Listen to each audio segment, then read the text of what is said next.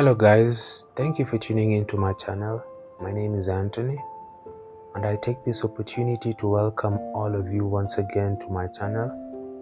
I hope that you will find this episode refreshing, and it's my prayer that everything that will be taught will add value to you as a person.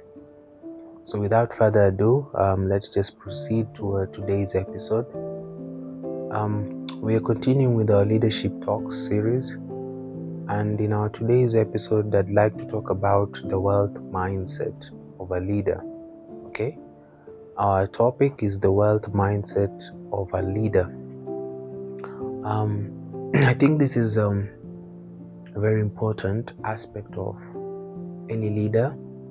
I think you should have a mindset that understands wealth correctly. You as a leader are given a responsibility to be able to manage resources, okay, for the collective that you represent. So, having been tasked with this responsibility, it is of great importance that you put your understanding of finances in the right place, okay, so that you are able to diligently perform within the role that you're given to manage resources. I believe that all leaders are managers, and we are called to advance our knowledge on management of the different resources that are trusted to us by the public or by the people that you have been given jurisdiction over, so that you can use your skills to bring about a fair distribution of resources. And understanding wealth is a very important aspect of a leader. You need to understand wealth. You need to have a mind that interprets wealth correctly. And having come from different backgrounds, different upbringings, we each have our own individual struggles when it comes to understanding wealth. Some of us were born in backgrounds of luck. Some of us have or had childhoods where money was in plenty. Others, there was scarcity.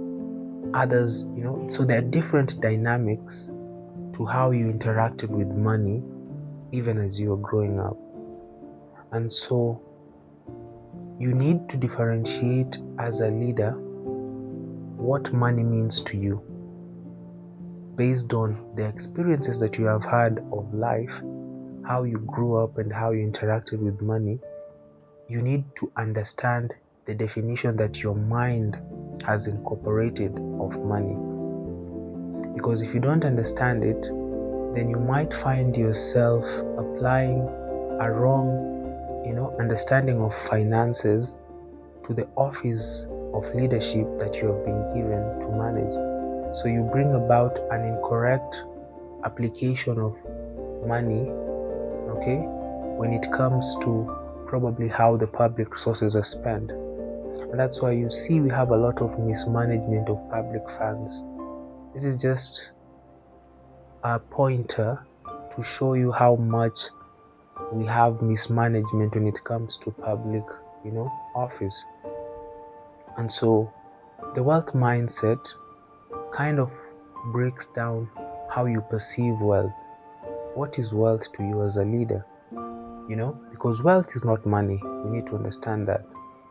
Wealth is not money, but money can help you acquire wealth.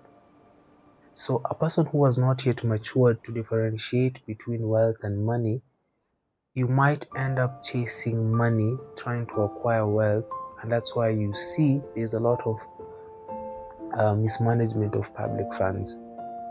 So as a leader, how do you define wealth? Because wealth is that thing that guarantees continuity. It guarantees you safety. It guarantees you freedom to make decisions. And it guarantees you the flexibility. Okay? When you have wealth, when you are wealthy, you have the options to choose from. You have the flexibility of making decisions. You have the flexibility of movement. And you have the flexibility of choice when it comes to things that you interact with in life. So wealth gives you that advantage. So different generations, I heard someone talk about this. Let's say in the Kenyan context, different generations have interpreted wealth differently.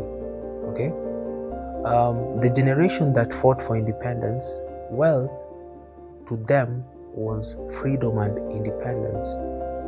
The generation that came after them, wealth to them was acquisition of land. Okay, the generation that came after that, wealth to them was going to school, having a university degree. The generation that came after that,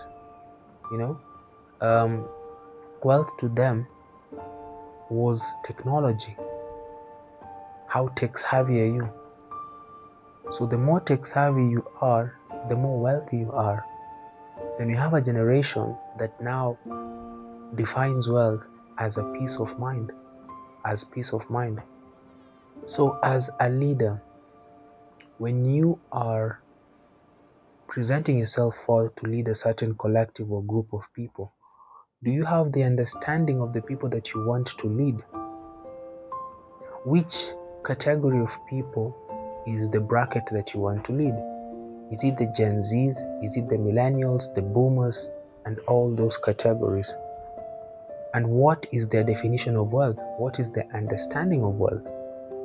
And according to what their understanding is of wealth, how have you acquainted yourself with the different classes of wealth? Those that value technology as well, how conversant are you with technology? Those that value land as well, how are you acquainted with the issues of land? Those that value peace of mind, okay, how acquainted are you as a leader with the subject of mental wellness? So you need to ask yourself these questions before you even step forward to lead people, because the people that you're leading, they want you to enrich them, okay, based on their own understanding of what wealth is. And if you have been paying attention, I've not spoken about money, I'm speaking about wealth, because wealth is different from money. If you have followed me, you have seen that all of these people have a different definition of what wealth is. And these are just the different generations, the Gen Z, the millennials, the boomers, So each generation defines wealth differently. But money is not wealth. That's why you see foolish leaders who come into office, they have a behavior to steal money because they want to go and gain wealth. So money helps you generate wealth. Money helps you acquire wealth. So as a leader who is elected, who is chosen to represent people, you can either decide to have two mindsets. Use money badly, the way leaders use, to get wealth for personal gain, or you can use money to generate wealth for the masses. So money can be used to do two things: to acquire or to generate. Money on a personal basis is used to acquire. When you're buying something, that is for personal gain, because that denotes ownership. Buying means ownership, okay? Transfer of ownership. So that's for personal gain. But as a leader, your primary role is not ownership. Your primary role is to generate wealth. So money is used to create income generating assets. So how best can you as a leader use the resources given to you in form of money to create income generating assets that will benefit the people that you are elected to lead? Have you thought about the demography of the people that you are called to lead? What do they consider wealth? How does your expertise, bring about that shift that will enable you to use the resources to create platforms, okay, or systems that will generate wealth for them.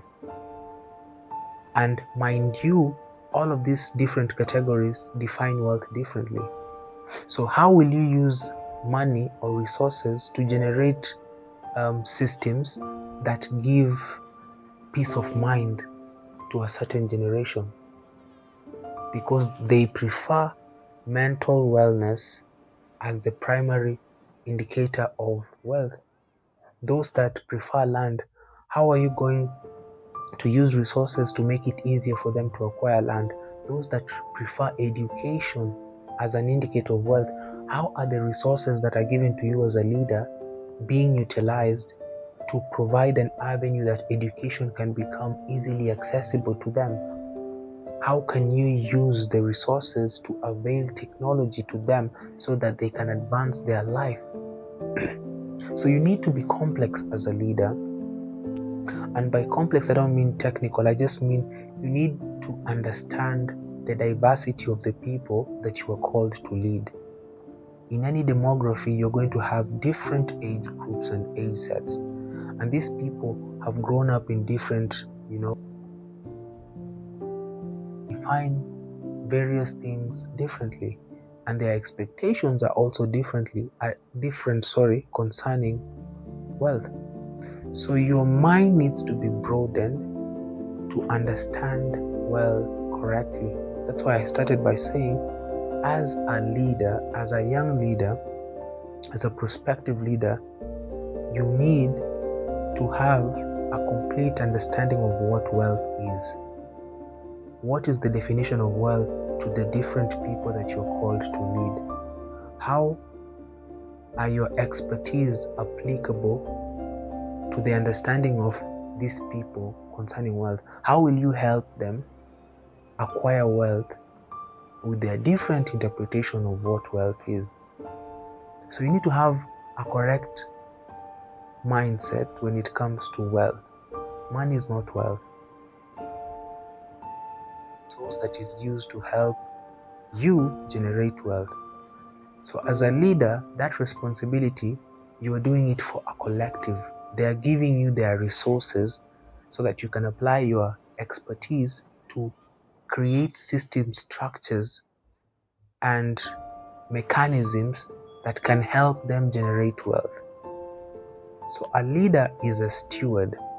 You steward the resources given to you by the public and apply good management techniques that will help advantage the society. So it is very important for you to expand your mind as a leader, diversify your understanding of life, try to see what other countries are doing and the different applications and approaches that you can use to bring about equity in the way wealth is generated. So that's your homework as a leader. Expand your mindset when it comes to wealth. Have a wealth mindset that is expansive. Okay? And that's where I will end it for today. I hope that has made sense to some of you or all of you. And I do hope that for those of you who want to become leaders, you're going to take into consideration some of the things that I've talked about today, because it will help you to understand the different categories of people that are out there and how you can apply yourself to their needs. The needs are not homogeneous. The needs vary across the demography. So you need to know what are the needs of the different people that you are leading. So that's where I'll stop it for today. And I do thank all of you who have taken your time to watch until the end. A bit of knowledge to you as a person. So thank you for taking your time, and I do hope to see you for my next episode. Like, share, and subscribe, and I will see you next time. Cheers.